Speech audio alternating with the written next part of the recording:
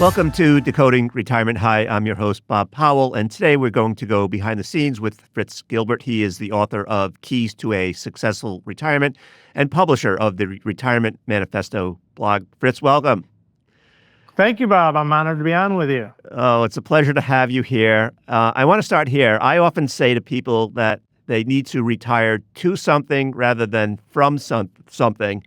So let's do a deep dive into this topic of what makes for a successful transition to retirement. Is it really having something to retire to as opposed to being something to retire from? Yeah, that's it's an often used phrase, and I'm 6 years into retirement now, and I've certainly found things that I've retired to. I don't know that it's necessary to have those things identified before you retire, but one of the things I did, which I think is relevant, I was really interested as I started writing about why do some people have a good transition and other people struggle. And the number one thing that I discovered in my research is the highest single correlation to that success is how much time you spend preparing prior to retirement, not only on the financial elements, which is kind of obvious and everybody does it, but not as obvious is the non financial side. And the more time you spend planning for both of those, not necessarily getting the answers, but recognizing the need to think about it, the higher the chances are that you'll find those things in retirement that will bring you the sense of fulfillment that you're hoping to have in retirement. Yeah. I think one of the things that you've mentioned in the past, at least to me and perhaps others and as well as in the blog, is that thinking retirement is a financial decision. And I recall you and I talking at one point where you said something like, before retirement, you used to think about money 90% of the time. And now that you're retired, you think about it only maybe 10% of the time. Talk more Yeah, about that's that. right. And yeah, I call it the 90-10 rule. And I had heard that before I retired, and I was a real money nerd. I had all the spreadsheets. I'd been tracking this stuff for years. I was really focused on the numbers. And I thought to myself, Bob, there's no way that's going to happen to me, right? I'm a numbers guy, I'm a spreadsheet guy, but it did. And it's really surprising. I think as you get into retirement, and there's a transition, it takes, let's say, a couple years until you're finally settled in and you're used to having your paycheck system set up. I use a bucket strategy, but whatever system you set up, you start learning to live with it. You've got what you've had. You've had a couple of years of market returns. You've maybe dealt with a bear market. You start realizing, you know what, we're going to be okay. And you get used to it.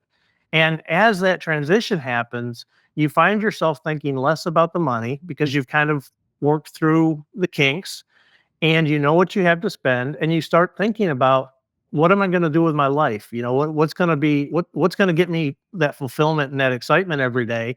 And it's not the money, right? The money is a means to an end, but as you get into the retirement, you start looking for the end in itself and not just the means. And it's a mental shift that I was not expecting. It was one of my bigger surprises, but it's not just me. I've talked to a lot of people that have gone through the same transition. So I think it's a pretty common reality that you do worry about it a lot less after you settle in. Yeah. So before retirement, many people, their identity is all about their work. Their work is their purpose. But in retirement, they have to replace that with other non-financial benefits. So how can they replace what you've described as the big five, their sense of identity, the structure, purpose, sense of accomplishment, and relationships? Exactly. And what I encourage people to do is think about, when you're leaving work, you think obviously about the paycheck. What is not as intuitive, but I would argue is equally important, is all of those things you just mentioned. You're getting those from work. And the minute you walk out that door, all of those things disappear. And a lot of people, there's 4 phases of retirement that's going around, and phase 2 is where you kind of struggle. And that's when you're starting to recognize that I've lost these things that I had at work, and I haven't even structure. You think about, your day is set up, your schedule is set up. You get up at a certain time, you go to work. Suddenly, you have no structure in your life. You think about your sense of purpose. You had deliverables that you were working on. You had that sense of accomplishment. You get the little pat on the back when you did a good job at work. Those are all gone. And this goes to that planning that I talked about earlier. Thinking about how you're going to replace all of those things beyond the paycheck and start developing. And in my case, I started writing my blog 3 years before I retired. Why? It was just something that I was interested in. I was looking for things that could potentially develop into things that give me fulfillment in retirement. So I pursued it. I took the first step. I explored it. And what is that giving me now? It's giving me a sense of identity. I'm a writer, right? It's given me a sense of purpose. I see the feedback from people that I'm helping as they're trying to figure out their journeys. It's given me some structure to my day. I write for a certain amount of time. It's fulfilling. It's mental stimulation. So think about all those different things that you get from work. And if there's something that kind of intrigues you a little bit, it's learning to listen to that curiosity. Pursuing our curiosity is not a skill set that we've exercised for a long time. So it's rebuilding that muscle and learning to explore and just have fun with it and recognize you're going to try a lot of things that aren't going to work. But look at relationships. What are you going to do to replace your work relationship? You're going to be, if you're married, you're going to be with your spouse a lot more. Okay, that's we could talk hours about that. But it's also, how are you going to start building relationships in your last couple of years of work outside of your workplace, so you'll have those relationships in place, right? You can go through each one of those five and kind of go through that mental process, and then just start exploring and start pursuing things that interest you is the best way. It's a serendipitous process. It's not a spreadsheet, but you get better with it in time. Yeah.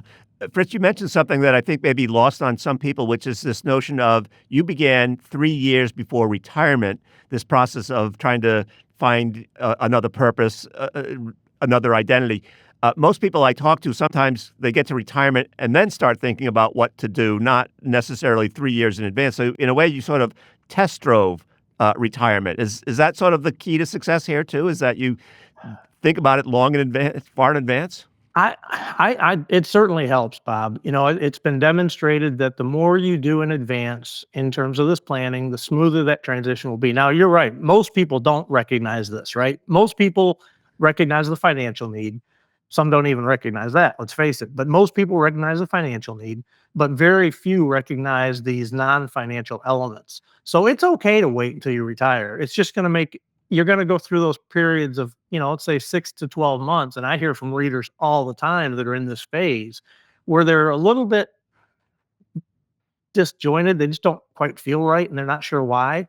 That's kind of the type of symptom that you'll typically see. You can get into depression, right? The odds of depression post retirement are like 40% higher than when you're working. So people go through an adjustment period, and that's okay. If you haven't thought about it, you can still work your way through it. Most people get through it. It's fine.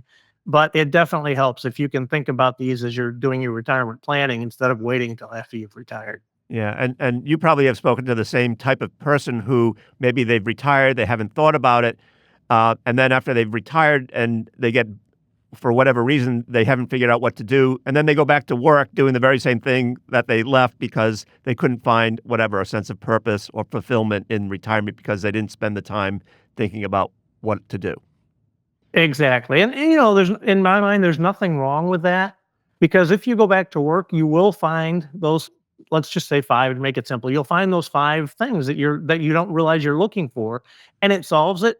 The sad part to me, Bob, is you don't have to go back to work to meet those. I'm a perfect example, right? I've said I'm not the person I used to be, but I love the person I've become, right? My sense of identity is totally different, but I'm getting that same fulfillment I got through work, but I'm getting it through means that are 100% flexible. There's things that I know I love doing. I'm not under an obligation because it's all, freedom of time, freedom of choice type of activities. So it's okay to go back to work, but I really encourage people, don't make that the default. Try for 6 months to a year to explore some other avenues before you just, oh, I'm just going to go back to work. That's okay if you can't find them any other way, but don't make that your default. Yeah. So we've talked about the non-financial aspects of a successful transition. The financial part of retirement is knowing that you have enough to fund your desired standard of living for perhaps as long as you'll and your spouse will live in retirement. Just talk for a moment a little bit about, like, how do you know you have enough, Fritz? Yeah. Well, I tell you one thing, Bob, that people don't do as often as they should. We never tracked our spending. We saved aggressively. We knew we could spend the rest. So we if it was in the checking account, we could spend it because we knew we were saving off the top. And that's just the way we lived, and it worked fine for us because we were saving first. You can't go into retirement without having a good baseline of spending. It's a math problem ultimately. And the more variables that you can eliminate the better your plan will be. So we tracked everything we spent. We tried to do it for a year. We made it through 11 months. Literally every receipt, I'd stick them in my pocket. I'd put it in a spreadsheet. And we had a really solid foundation on our actual spending while I was still working. And then we set up a column and said, okay, now how's this going to change when we retire, right? We're going to downsize. We're going to sell the big house. We're going to move to the cabin. Okay, we'll get rid of the mortgage. Our taxes will go down, but we want to travel more. So we're going to have to buy the RV. We're going to, we literally went through line item by line item and talked about how it was going to change. So getting to know your spending as close as you can is a very fundamental first part. And then, if you think about the 4% safe withdrawal rate, you basically say, okay, do the inverse of that. It's 25x. So you know what your spending is going to be. You can look at your known sources. Maybe you're going to be pulling Social Security. Maybe you have a pension. You can look at the gap that you need to fund from your portfolio and just multiply your portfolio that's liquid. You don't want to include your house equity or your cars, but your spendable assets. Multiply those times 4%. See how it compares to that estimated spending number. And if it's as a rule of thumb, if it's close, okay, I'm going to be able to make it. If it's nowhere near, you've got to work a couple more years or reduce your spending. So it's basically using the 4% rule as a guideline. And this is something obviously you can do on your own with a retirement calculator, or you can do it with the help of an advisor. You did it on your own, if I'm not mistaken, right? You did it. You were do-it-yourselfer. I am, and I'm okay with that because I'm very comfortable. I've been doing personal finance my entire career as a hobby. If it's not something that you're comfortable with, this is an important enough area. I totally support the financial advising community in this area in particular because it's such an important decision. You don't want to make a mistake. So you can pay for a one-time checkup if you want to. If you're still kind of DIY, but you want to make sure there's no blind spots, pay to have somebody do a retirement readiness review. Get a second opinion because this is an area, it's really not a good place to make a mistake. Right. All right, Fritz, we have to take a short break. And when we come back, we're going to talk more about what you've learned since you've retired. But first, we're going to take a reader's question in a segment that we call Ask Bob. And the reader's question goes like this. Is it possible to use a QCD with retirement accounts such as a 401k, a 403b, or a 457 plan? And the answer is it's not possible to use a qualified charitable distribution or QCD directly from retirement accounts such as a 401k, 403b, or 457 plan. QCDs are only available for traditional IRAs. Welcome back to Decoding Retirement. I'm talking with Fritz Gilbert. He's the author of The Keys to Retirement Success and the publisher of the Retirement Manifesto blog. Fritz, I want to switch gears. Since you launched your blog, which we've talked about a little bit, you've written 400 articles, and in that time, I'm going to just laundry list the things that you've learned, and then you can talk more about them in more detail. Retirement is complex. Retirement can be difficult. There are proven ways to make it easier. Retirement changes with time. Retirement can be the best phase of your life, and adaptability is critical and can be learned. So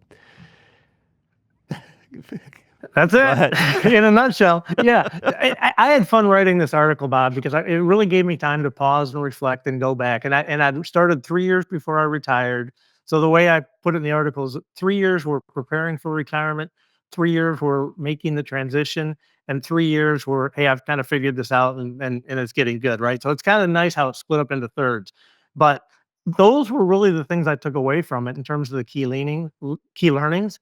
And I think the one that we talked about it earlier, but I'll reiterate, is that there are proven methods to make it easier. I hear from retirees all the time that are struggling, and don't take the time to learn from people that have gone before, right? That's I'm getting a purpose from this blog now because I'm helping people that are trying to figure this out. We're all on this journey together, and looking at people that have had a successful transition, which is what I did, right? I studied them before I got there. Now I'm writing about it so people can study what I've written.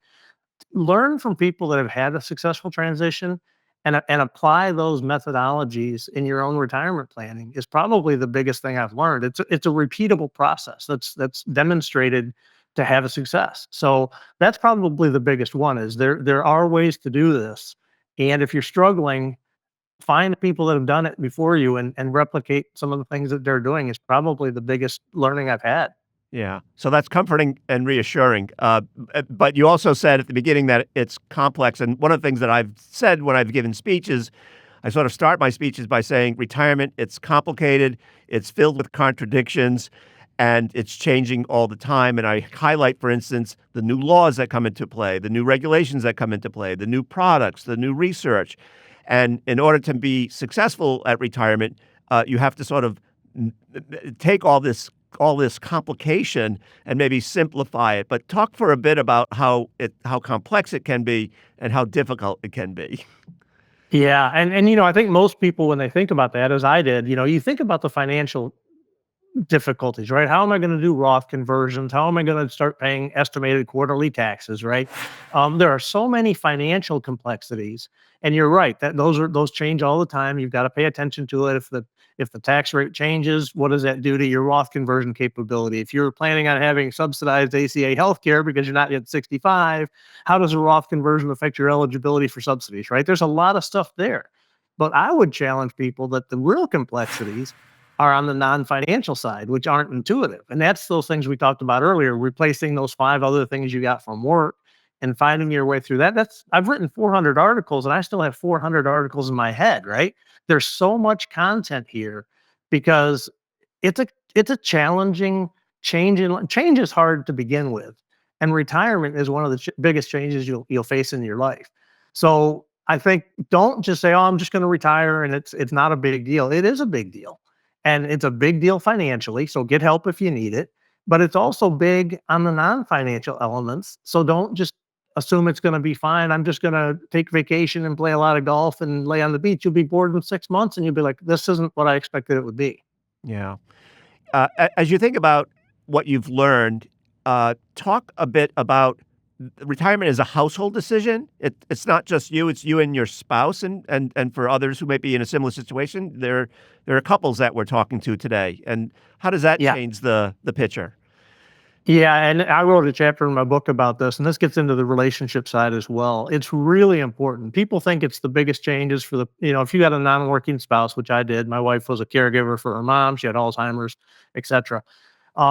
It's as big a change for them as it is for you. And I've had a lot of reader emails back and forth on this as well. What I really encourage people to do is look, spend some time with your spouse. In our case, we took kind of a mini test retirement. We took 10 days over a holiday. We came up to the mountains, which is where we've retired, which is where I'm at now.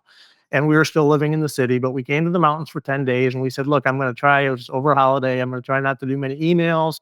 And let's just spend this time not pretending we're living in retirement. It's not like, oh, it's Tuesday, so let's go kayaking. It's Wednesday, let's go hike. It wasn't tactical. It was more philosophical. Hey, what do you want out of retirement? I talk about he time, she time, and we time. Talk about how much time do you want to be able to go play golf with your buddies without, feeling guilty about it or without her getting upset? How much time do you want her to be able to go out and have lunch with her friends or go do something that she enjoys that you don't really care for? That's fine. You should both have the freedom to do that.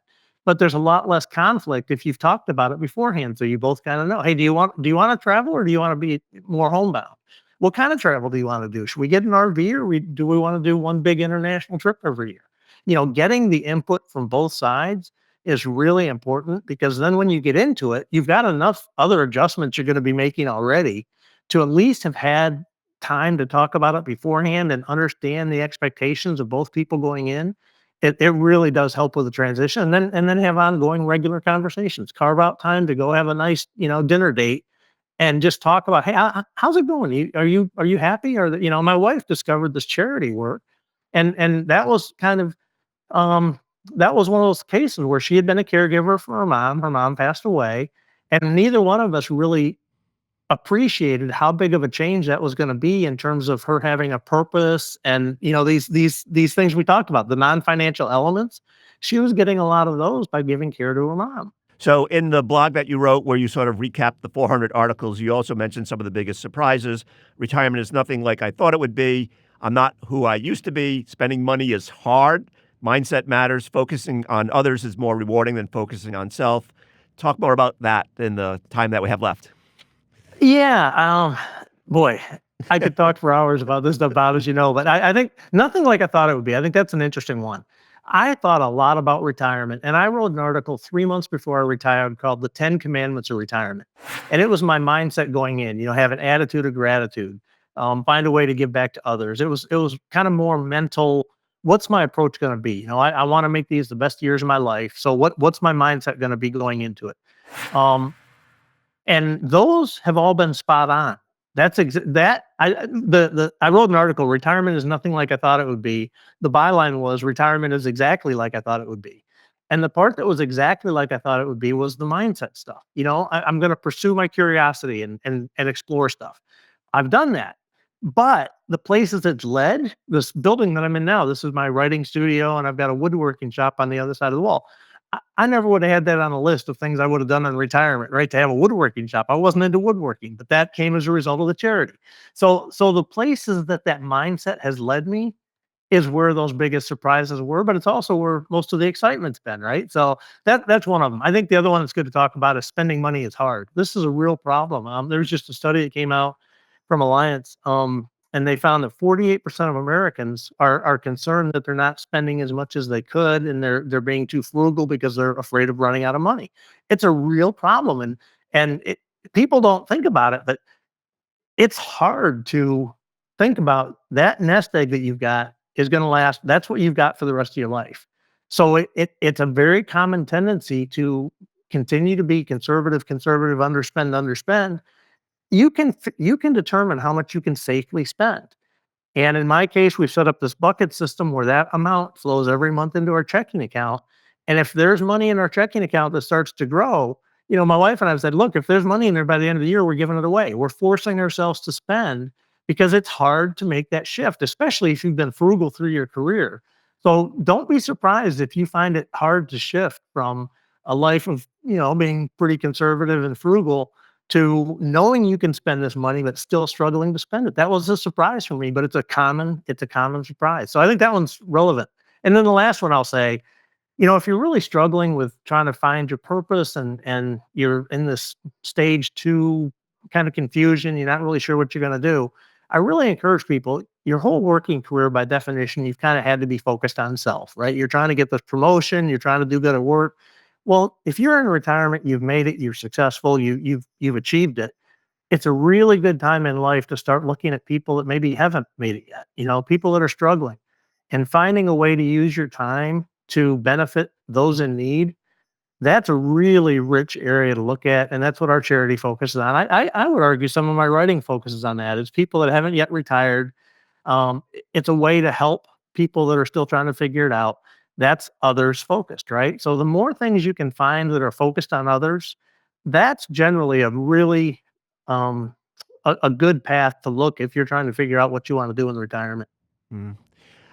Fritz, this won't be the last time that we have you on as a guest on Decoding Retirement, because there's more wisdom for you to share. And but in the meanwhile, I want to thank you for joining us today and sharing that knowledge and that wisdom with our viewers today. It's so greatly appreciated. And I do want to sincerely say it's wisdom that you're sharing. And I think that's just a higher level of discussion that we've been able to help people sort of have your wisdom put on display. Well, Bob, that's a sincere honor to have you say that, and I really do appreciate it. I respect your work as well, and I really appreciate the honor of being on your show. Thank you so much. Thank you, Fritz. If you've got questions about personal finance and retirement, I'm here to help. You can email me at askbob@yahooinc.com, and we'll do our best to answer your question in a future episode. So that's it for this week's episode of Decoding Retirement. We hope we provided you with some actionable advice to help you better plan for or live in retirement. And don't forget, for the latest retirement news and expert analysis, visit yahoofinance.com. This content was not intended to be financial advice and should not be used as a substitute for professional financial services.